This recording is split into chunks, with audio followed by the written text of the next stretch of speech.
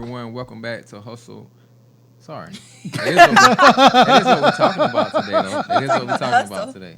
But welcome back to Speaking with Gravity, where everything affects everything. I'm Joshua Williams. Hey everybody, welcome back to episode 96. My name is Hannah Jones. What up? Terrence Dawkins. And this is chapter 96 in our special Season of Purpose, the road to 100, leading us toward our 100th milestone episode and the release of Undrafted and Purposed. Today we're diving into the hustle myth, when success hurts mental health. In our culture, especially in Black communities, there's a lot of glorification around the grind. But what does that cost us mentally, physically, and emotionally? Today, we're unpacking burnout and exploring why rest is revolutionary and looking at what it means to redefine success beyond nonstop work. So, chapter 96, y'all. I know, Terrence, you love to get into what the people want to know. Yeah. So, take us there, man. The people want to know. What they want to know. Do you think hustling 24/7, not 7, actually makes you more successful or just more tired? And be real about it, because I want to know what's the funniest or extreme hustle culture advice you've ever heard. All right? Do you think hustling 24/7 actually makes you more successful or just more tired? I think it depends on what field or career you're referring to. Me personally, I don't believe that hustling 24/7 makes you more successful. If anything, it can bring in more materialistic things if that's what you're seeking. But hustling 24/7 every time is going to make you more tired, you know, regardless of what career path you're in, what job you're pursuing, or even if you're in school or college. If you're hustling and working and studying 24/7, the effect every time is you're going to be more tired. Now, sometimes when it comes to working in an actual job or studying, if you're working 24/7, you're going to be tired, but it doesn't guarantee success every time just because you're working 24/7. So the correlation is you're going to be tired. Success is a give or take. Yeah. I say this. I was always told. Well, I was actually told a couple things. One, what they say, you got to work twice as hard just to be as good, or something like that, right? I was told, I heard that. But then we had this handyman who would take me on jobs with him to do different work, right? Whether that's rebuilding a bathroom, cutting grass, whatever. He was the handyman. He knew how to do everything. He told me, boy, you got to work smarter, not harder. I said, oh, bingo. So therefore, I do sometimes fall in that hustle culture where I feel like I'm not doing enough. I got to do more, you know, in order to be successful, to get the things that I want. But then I always try to bring it back to be like, work smarter, not harder, which means I can still get to my successes. I just don't have to work 24/7. Yeah. Right? So it's all about a balance. I think when it comes to this question of what the people want to know, it's all about balance, and that's something that we're going to talk more about during this episode. So please stay tuned to the end of the episode, because if this is something you're struggling with, we are going to give you some helpful hints how to improve your productivity when it comes to hustle culture. yeah, Most definitely. Josh, I got a question for you. Oh, okay. All right, in your job or field of work, do you see this hustle culture 24/7, like from either people you work with or even from maybe some of the consumers you interact with or anything like that? Yeah, I would say so. I've seen it in myself sometimes. Yeah. And that's something that I've been working on. I'll tell you, when you have someone that's mindful of things, they can kind of help you out. I say you want to have good friends in your life. I'll say that. One person that keeps me on track is my wife, helping me to prioritize my health. Of course, I have to be open to listening to that, which I am.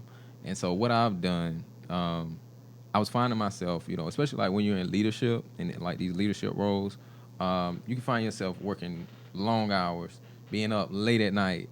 And what I've started to do is just add more structure to my life. And that's what I would recommend is You might have to be, where you like to kind of, be up late till 1, and you might can't do that, or where you like to kind of get up a little later in the morning, you might can't do that. What I do now, my regimen is to be asleep by 11 o'clock, be up by 5. That's giving me 6 hours of sleep. 6 or 7 hours of sleep is for me is good. So if I can stick to that regimen, then I know that I can work the hours that I need to, then also have time for my wife, also have time for my kids. So I think that the structure is really important. You can, as they say, hustle. You can work hard, work smart, though. You can do that, but it has to be within a structure. Otherwise, I think you start to overtax yourself, start to overexert yourself, and you can make mistakes actually, where you think that, man, I'm on the path to success. But no, if you're working and you're tired, a lot of times you can make those little errors that could cost you more than you bargained for. And I definitely see it, working in the educational system, higher ed. I definitely have seen it from individuals that I work around, and I think students come in, having this type of mindset too, like just that's the expectation, that I have to work, I just have to work so hard, and I think that you do have to work hard, but again, it's that structure that's important. Putting it inside a structure, and I think that'll help to, just kind of ground you in something, instead of just being all out here. Yep. That your comment made me think about the question is, do you think hustling 24/7 actually makes you successful or just more tired? And be real. What's the funniest or most extreme hustle culture advice you have ever heard? So your comment just made me think about, I think different seasons of your life requires more effort and more hard work. When you're thinking about someone's lifespan, a child, a teenager, maybe a young adult or a college student, and adults, and then an older person, each season of your life is going to require a different amount of hard work or effort. Yeah. And so you brought up the word structure. No matter what phase of life you are in, hard work, you're going to have to work hard to achieve what you want. But having that structure and having a decent balance is going to be the most rewarding part. And I'll tell you another thing, diet has been really important for me too. So in having myself a set schedule, right, so that I can make sure that I'm prioritizing rest and also doing the work that I need to do and attending to my family. Another thing is my diet. I notice that when I eat certain things, I am more tired. I have the potential to be more tired, especially when I eat things like with a lot of salt or a lot of sugar. I just have the potential to be more tired, and I can't afford to do that because I have people to support. So a very simple thing for me to do is to change my diet, right? Make sure that I'm eating fruit early in the morning. That's what helps me, at least. Vegetables and things like that. So I have a doctor that's really good, and she tells me, she stays on top of me in addition to my wife. My wife is doctor number 2. So that's important as well, I say. So speaking of health, I want to lead into our cutie of the hour. Here's the fact that you can drop at work, in church, or even at your dinner table. Research from the World Health Organization, also known as WHO, in 2021 found that working more than 55 hours a week is linked to a 35% higher chance of stroke and also a 17% higher chance of dying from heart disease compared to people working standard hours. So when hustle culture tells us to push harder without rest, science is literally saying it could cost us our health. So thank you for tying in the connection between health and your diet as well as working. I'm telling you. That 35% higher risk is crazy. I'll tell you that I felt when I was, I want to say hustling. I mean, of course I was working, but when I just didn't have that structure and I'm just like, okay, I got to get to this no matter what time, y'all, I felt bad. I did not feel good. My body just, I just did not feel good. I think that it really behooves us to put that structure in our lives, y'all. I think it really does. And then if you're hustling 24/7, when do you have time for your family? Right. When do you have time to, take time to have a good diet or to exercise? And then when do you have time for yourself? You don't. Exactly. Terrence, you balance your consulting firm, Missing Pieces Consulting, your full-time job, and speaking engagements, and all the great things that you do. What does hustle look like for you, and when does it become too much? Does it become too much? Does it become too much? I'm a hustler, homie. What you talking about, man? I just play. Okay, so sometimes it does become too much. If I'm being perfectly honest, Okay. It's. I like the way you said structure. I like the way you say balance, and it goes back to, I know our last episode we talked about intergenerational trauma, and it goes back to that awareness of, why am I doing all this in the first place, right? So trying to really truly understand what is really leading up to balancing all these things, and why do sometimes though I feel like I have to do it. And I feel like a lot of times we as individuals feel like we have to do a certain amount of things or certain things in order to be successful. But instead of, I think we need to reframe that and have to into I can, right? Or I get to, right? I have to makes it sound like an obligation. Obligation leads to pressure, right? So for me, it's really taking a step back, evaluating exactly why am I doing it, where is it coming from, and then providing structure and prioritizing what exactly I do. So I really think I did struggle for a while with balancing everything, but then I had to be honest with myself and take a step back from a few things and reorganize a few things as well, to fit where I am now in my life. Like you said, a different place in your life calls for you to reevaluate it. So Pride is the devil, you know that. Yeah. Do y'all? And I've experienced that, like just the pride in being in the grind, feeling like, man, I'm a man. I'm a hustler, like you said. Have you ever noticed a point in your life where you felt like that before, like the idea of being out there hustling, providing, bringing in the money, and that kind of making you feel like that kind of getting some fulfillment kind of out of that? Well, I'll say this. One of my goals, just like life goals, would be to be independent as far as like take care of myself as an adult, be able to help my mom and my family, like they've helped me throughout the years. And then it got to a point where I was just doing so much and not seeing any type of like real true results. And it got to a point where I felt like I said, I have to do this, or I should be doing this. It was causing stress, it caused some anxiety, it caused some depressive moments. And it came to a point where it just got too much, right? And I actually had to swallow that pride and go to my mom and say, Mom, I need help. That was like a changing moment for me, because her response was, her response always is, I always have you, we all we got, what do you need, right? But in my mind, I put that pressure on myself to be like, I have to do this, or I need to be here in my life. And that goes back to, I think it was last episode where you was talking about comparison to others, right? Looking at where other people are around my age, looking at where other people are, outside of my age, just looking where they are and feeling like I had to be either there or, somewhere above that, right? So that comparison also, I think, contributes to that hustle culture and keeps people going at 24/7. Yeah, I want to add a female perspective to that. There's two different perspectives as a female that I can come from. The first is, I've heard a lot of my friends, those that may not have had a lot of support growing up, say, well, I don't want to ask other people for anything. I don't want to go to my parents for anything, or the man that I'm dating, I don't even want him to provide for me. I want to do everything by myself, and they have been taught to become that independent woman where they have to hustle in order to achieve their dreams. In my personal perspective, I grew up with all brothers. So I have 3 older brothers, and my dad always taught them, work hard. You got to be able to provide for yourself and provide for your family. So growing up as the youngest sibling, I always saw my brothers hustling and working, whether it was working outside around the house or like working in different businesses or whatever growing up.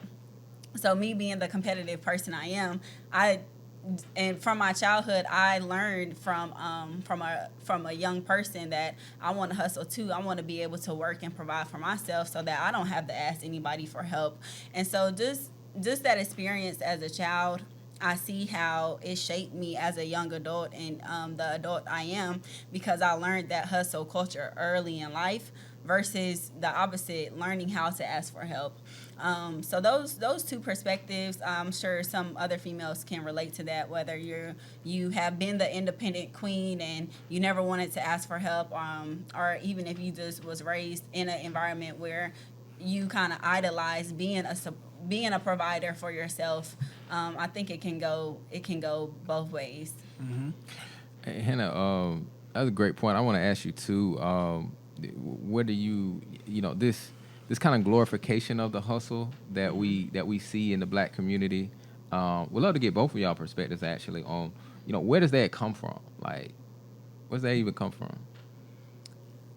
Sometimes I think it comes from a materialistic point of view. Is that as a culture, as a Black community, for so many years in history, we have been without. We were once without food and had to eat scraps. We were once without the opportunity to have a decent education. We have once been without just the ability to live in nice neighborhoods. So now that context has changed and generations and times have changed and we do have access to those things, we want it all. We want the nice car. We want the nice job. We want the nice house. We want the nice clothes. And it's nothing wrong with those things, but at what cost? At what cost? And then just to tie in Terrence's perspective earlier, I think it's a good method that I like to do is to keep track of my goals and the things that I want out of life and make sure that my goals are not related to materialistic things. Well, So that's a method that I do in order go back to my goals, but go back to my journal and reflect on my progress towards those goals, and just making sure that those goals aren't wrapped around materialistic things, so that I'm not striving for that glorification of the hustle culture, but I'm really hustling and striving after reaching my goals in life. You mentioned materialistic things. Y'all heard of the phrase "keeping up with the Joneses"? For those of you who, yes, Not us though. For those that don't know, it ultimately is you see somebody have something, you got to either get that or one up them or get better than that, right? So you're trying to keep up with someone else. Competition, right? The materialistic things. And that could contribute to the hustle culture. Again, that comparison to someone else, or whether that's a friend, family member, whether that's a celebrity, whether that's somebody on social media that you ain't never going to meet in your life. But, you never know. But I think that contributes to the hustle culture as well. Another thing I think that contributes to the hustle culture is, like you said, not being without, right? So being without maybe even safety, right? So in order for us to not fall back into a place where we was not safe, where we didn't feel secure, where we didn't have enough, right? Then we have to keep working. Remember that whole, I said it earlier, you have to work twice as hard just to be as good, right? And like I said, my mom, she works a lot, and I picked that up from her. And so that hustle culture was for her is so that she can be independent, so she doesn't have to ask anybody for anything, right? And then that kind of led to me picking that up too, like I explained in the example earlier, where I had to eventually ask her for help. So I think it's a lot of the things when you think about it, I call it a burden of overworking. Right? It can be also tied back to the topic of last episode of the generational trauma. So I think that's why I really like the topic, because I feel like a lot of the different behaviors, beliefs, sayings, and things that we have can also can always be tied back to something that didn't start with us. Right. But just because it didn't start with us doesn't mean that it can't end with us. Is how I like to put it. And I think that this idea of glorifying the hustle culture, sometimes it comes from societal pressures, like you said. Sometimes it comes from the expectations of our families. So it can come from different areas in life. But I also want to note that it's nothing wrong with hustling. It's just how you hustle. And if you're prioritizing hustling over your mental health or over your physical health, that's a concern. Yep. Yeah. Because I'm a hustler. Straight up. I think that Yeah, great points, y'all. I was looking at some notes before this, and I think y'all both kind of spoke to them. Survival mentality is what I kind of heard. Is kind of what I heard from you, Terrence, and then those societal pressures. Is what I heard from you, Hannah. So really great points. And I especially like you talking about how we kind of promote it, in a way, how it's promoted in our culture. Could be through music, y'all. I mean, I talk to people.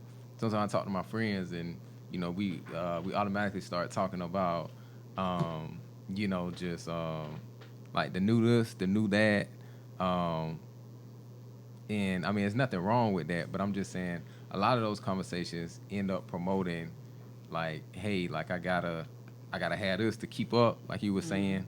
Um, so yeah, I think what I say is, there's enough out here, kind of for everyone. I remember I used to hear that in movies. Everybody eats B.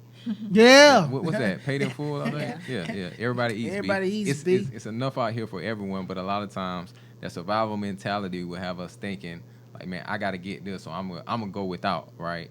And it's not always the case. We might not always have like exactly what we want, but if we are diligent in what we're doing, we working hard, working smart, hustling with structure, like we were saying, we'll have what we need at the end of the day. Yeah. It gets, when we start really getting kind of greedy, it is when we start putting those pressures on ourselves, I'll say. So just being mindful of that. And for listeners who might be feeling, stuck or overwhelmed, just a reminder, Gravity Counseling Group and Missing Pieces Consulting offer tools and support for dealing with stress and burnout, whether it's through individual therapy, workshops, or group sessions.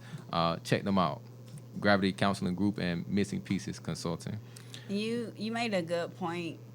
Is that there's a difference between hustling to meet your needs and hustling for greed. There's a separation there. So hustling just to meet your financial obligations and your needs, that's one thing. But hustling because you want more or you want to keep you want to keep up with the Joneses, that's just a completely different type of hustle that's not needed. And sometimes both can impact your mental and physical health. One is just not needed.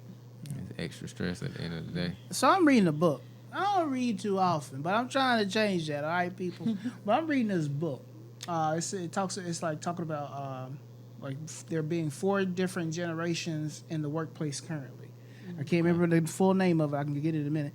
4gen workforce. I don't know. But anyways, but you have to think about. Listen, so you have one generation, right? That's they grow up to where that's all they know is to work hard. Don't really take breaks. You show up to work, do all that stuff. Generation after that, they are taught by the previous generation, but then they still have that whole, well, I'll do some self-care with working hard, right? Then you have the current generation, right, who's saying, y'all, I ain't working that hard. Y'all can, what's wrong with y'all? But then guess what? They all in the same workforce, right? So therefore, the older generation will say what? Oh, they just lazy. They don't want to work, right? And then you have to think about, again, let's go back to the psychological safety part that I talked about in the last episode. If a generation is hearing that, right, how likely are they to show up as their authentic self if they're feeling like someone else is calling them lazy, someone else has something negative to say about them, stuff like that, right? So that's where I just get sucked into this whole rabbit hole of different generations have different values and beliefs. And there's nothing wrong with having your own values and beliefs. But you still have to create that psychological safe environment for people to share their values and beliefs, and we can learn from each other. Yeah. And not saying that, we can learn that working hard, it can benefit us, but we can also learn how taking care of ourselves so that we don't get burnt out, so we don't get exhausted, and so that our health doesn't decline can also benefit us too at the same time. Yeah. I'm glad that you mentioned that. When I was working up in Charlotte at a community college up there, my department, we did an activity because my supervisors recognized that there is an age gap. I happen to be one of the youngest in the department, but I think the oldest person was like over 70 years old. So I think my supervisors kind of recognized that I kind of kept to myself, and like maybe during group discussions, everyone is like laughing at something, but I'm kind of just like it's like a mild laugh because I don't really get the joke. It's not like it's not a joke that I guess our generation would find funny. So like, I'm trying to assimilate, but I'm also trying to stay authentic to me. Like, I'm not just about to bust out laughing and the joke is not funny to me because it doesn't relate to me. Yep. So I think my supervisors, they kind of picked up on the age gap. And so they brought, we did a professional development around different age gaps, and it was so amazing to see how the different generations, it was an open discussion, but it was so amazing to see how the different generations view work ethic and how they value work ethic. And what I was able to understand is that it's not that the newer generations don't value work ethic. We just have the mentality to work smarter and not harder. Do a little differently, because you got to think about it. Newer generations have newer things with technology and cell phones, AI, all that type of stuff, that where older generations didn't have those resources. Mm-hmm. So they had to depend on themselves, or depend on letters, right? Whatever it is, they had to depend on a different amount of resources. And sometimes it's hard for one generation to adapt to how another generation were doing things, and instead of saying, oh, our way is better, again, we have to work together to try to understand each other, number one, and try to help I guess bring them together. So maybe you have to learn how to adjust an approach based on all the generations instead of picking one, if that makes sense. So again, that I love the way that I think it's like collaboration and community can help people heal, and that includes different generations as well. And just bringing up a personal experience to address the topic of hustle culture. I was speaking to my therapist a couple years ago, and we were talking about my need to hustle and my need to want to work 24/7. And during that conversation, it was a series of different conversations, but during those conversations, I was able to see how, because I was taught from my childhood to never give up and to never take breaks, now in my adulthood life, that didn't just carry over into work, but that also carried over into my relationships. And now I have this mentality where I can't leave this relationship. I need to stick it out, and I need to work it out regardless of my mental health, regardless of my physical health. A relationship was impacting me negatively, but I had this mentality that, no, don't give up, continue working, continue working at it. And so I just wanted to highlight how, through my personal experience, I was able to recognize how work culture and a mentality I learned growing up impacted me negatively, not just at work, but also in my relationships. Mm-hmm. So sometimes when I'm going hard, or I feel like I'm getting things accomplished, I feel like if I stop now, even sometime on the weekend, right, when Friday get here, and I'm like, man, I got so much, through the week, just so much that I've learned, so much momentum going right now. Then I'm at the weekend now, so I need to stop. I need to decompress and give time to my family. And sometimes stopping may feel like, am I failing myself? Could I be, if I keep going, if I push through, can I reach another height, right? Can I get more done than I even thought I would have before, right? So sometimes for me, it's like stopping can feel like failing. Have y'all ever felt like that? Like you really wanted to push through, you was tired and all that, but you really wanted to push through because for you, stopping felt like failing? I have experienced that before. Because I'm in the field of counseling, I learned early on that just pushing myself to a limit where it's not good for my health, it can be very detrimental. And one thing I want to highlight is that feeling that pressure and having those expectations to push yourself because you don't want to stop, because you think you may experience failure because you're stopping, it can lead to burnout. And burnout is something that the people in the helping professions, nurses, doctors, counselors, therapists, if you're in the helping profession, I know you know what burnout is, but burnout can also be experienced in all professions. And basically it means when you have exhausted yourself, your physical body and your mental body so much where where now you are experiencing less productivity when it comes to work. Mhm. So yeah, mentally you might want to push yourself to a point where you don't take breaks, but taking a break could mean being more productive. But because you have this mentality where you can't take a break, now you're working, but you're not being productive. Another sign of burnout is just emotional exhaustion. Yeah. So maybe you are getting adequate rest, but you're still tired when you go to work, or you're just mentally drained and you don't want to go to work. And then another sign of clinical symptom or sign of burnout is detachment. So the like you were once so passionate and intentional about something and going after this goal so much, you worked so hard for it, but now you're not even passionate and you're so detached from it because you didn't take time to rest. And a lot of times you get there and you like, what did I do all this for? Because you realize that the reward that you got really wasn't worth you Right. missing the time with your family that you needed. You not focusing on your health. You in a situation now where you just tired.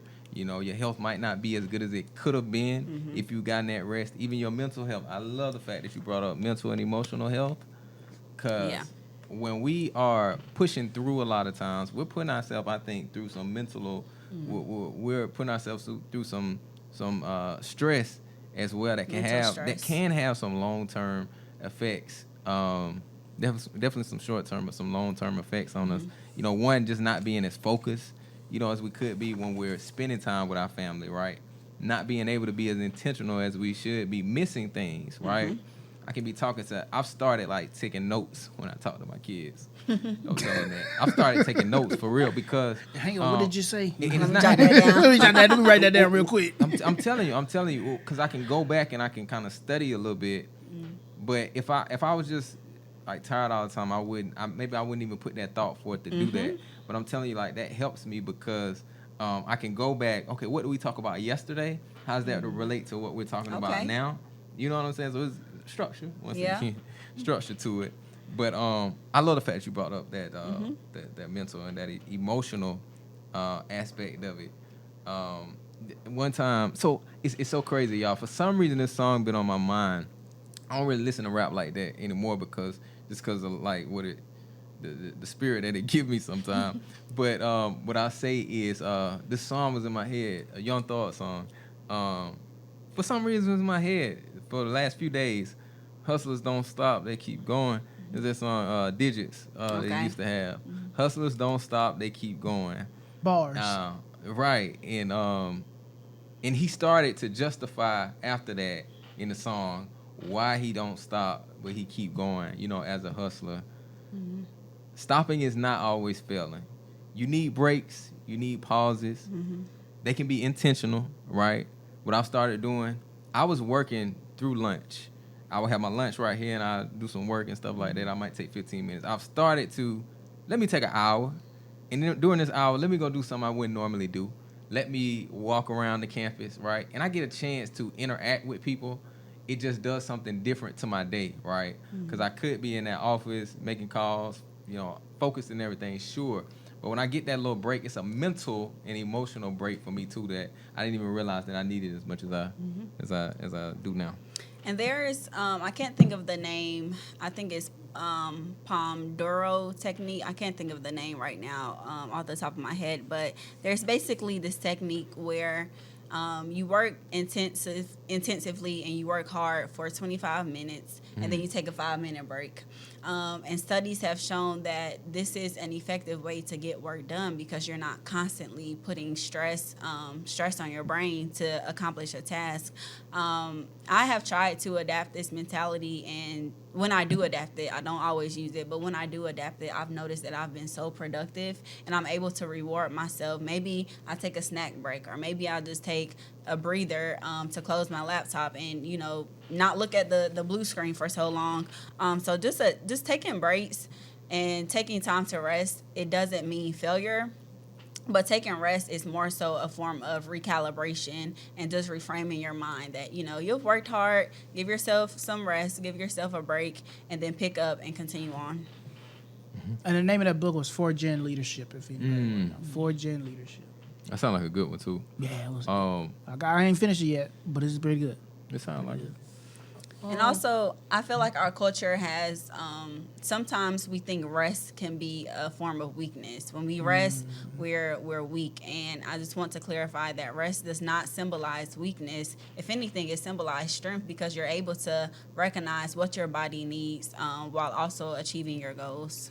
I want to say for people out there, definitely not going to bash like music or anything like that, but just be careful. A lot of times I feel like we being told to do things like we talk about like hustling, not getting rest, and just glorifying certain things and demeaning positive things sometimes.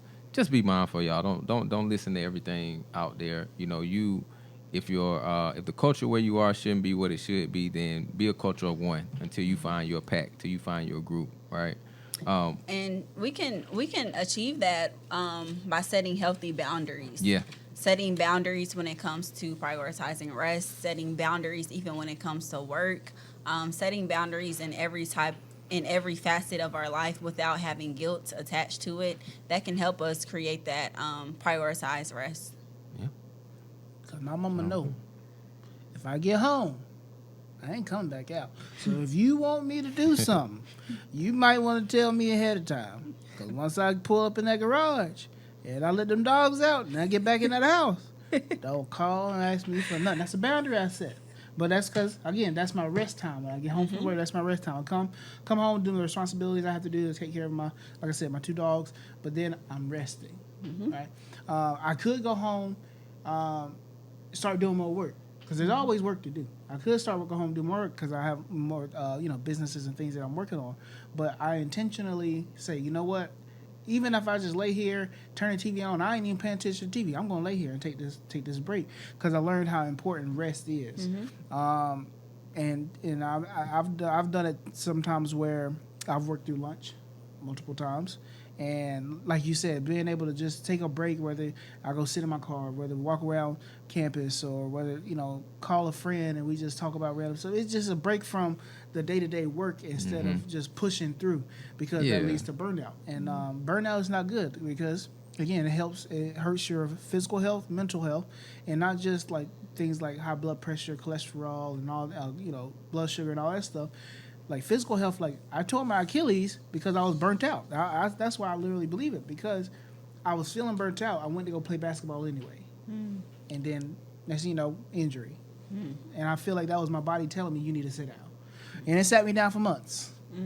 But I'm back up, and I'm at it because I'm a hustler. Ask about me. And also, I want our audience to think about what is your definition of success and how do you measure your success?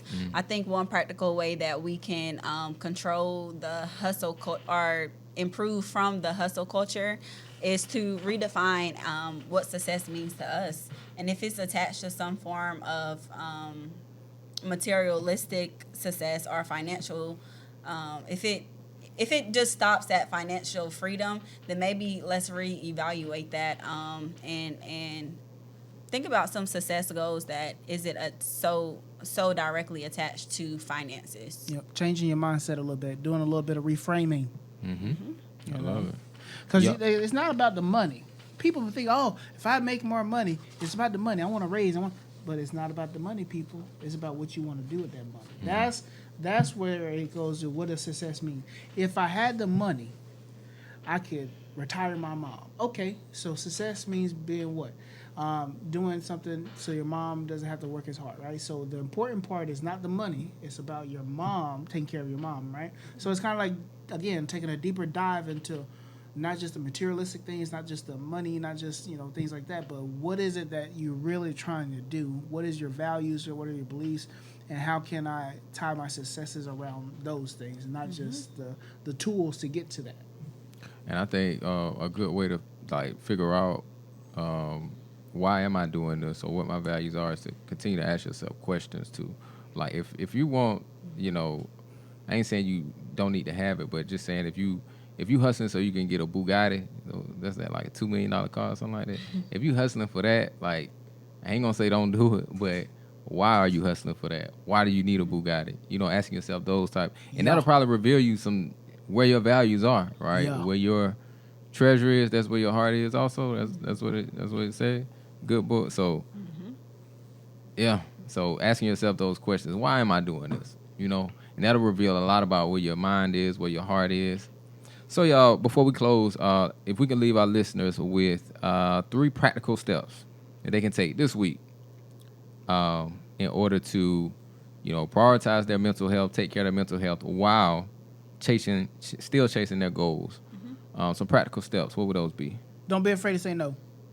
Setting boundaries. Context. Don't be afraid to say. Okay, in the context of setting boundaries. Yep, there you go. Setting boundaries, prioritizing rest and taking breaks, being very intentional about taking breaks. Structure, balance for me, y'all. I heard somebody say balance. You know, I know I mentioned structure. And if you got this pressure on you, why? Where's that pressure coming from? Yep. And also using your support system, whether that's your friends, family, or even your therapist, to hold yourself accountable or to remind you when you are working too hard. Because sometimes it's hard as an individual that loves to hustle to recognize that. You better have you some good friends that know, too, that know the importance of it. I got some friends I can call right now and say, boy, you better keep going. What you talking about?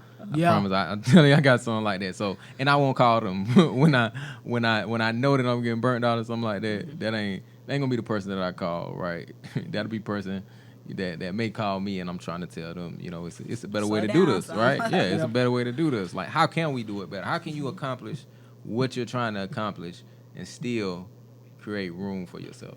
Yep. I wanna leave the listeners with this personal experience is that before I got married, I was just a full blown hustler. Like from the time I woke up, I went to my 9 to 5. After my 9 to 5, I might have stopped by the grocery store or ran some quick errands. Once I got home, I was working towards my cake business probably until 12 or 1 in the morning. And if I wasn't making cakes, then I was probably babysitting or doing something related to church or Bible study. So every single day I was working myself from the time I woke up until past my bedtime. And my husband kept telling me, at the time he was my fiance, but at the time he kept telling me, like, Hannah, you work too much. You need to slow down. And in my head, I'm like, I'm young. What am I going to slow down for? Let's get it. Yeah. I'm about to get to the money. But now that my life has slowed down some and I operate on a slower pace, I'm able to appreciate life more. Yeah. And that's, to me, that's what life is about, being able to appreciate the ones you love, because the ones you love are not going to be here forever. And realistically, we're not going to be here forever. So slowing down allowed me to just appreciate life and my loved ones even more. So I'm thankful for being able to leave the hustle culture behind and appreciate life at a better pace. I love it. Yeah, thanks for that, Hannah. No problem. And thanks to y'all for tuning in to Chapter 96. The Hustle Myth, Chapter 96 of Speaking with Gravity. We are working toward that 100th milestone episode, y'all. Remember, success isn't about doing it all. It's about doing it well and sustainably, sustaining yourself. If you're struggling in any way at all, y'all, please reach out to Gravity Counseling Group or Missing Pieces Counseling. You do not have to do this alone. Stay with us, y'all, as we continue this season of purpose, the road to 100. Until next time, remember, everything affects everything. Please continue to listen and to subscribe on all major platforms. You can find us at Speaking with Gravity. And yeah, y'all, it's been another great one. I'm Joshua. I'm Hannah. Terrence. Y'all take care. All right, see you soon.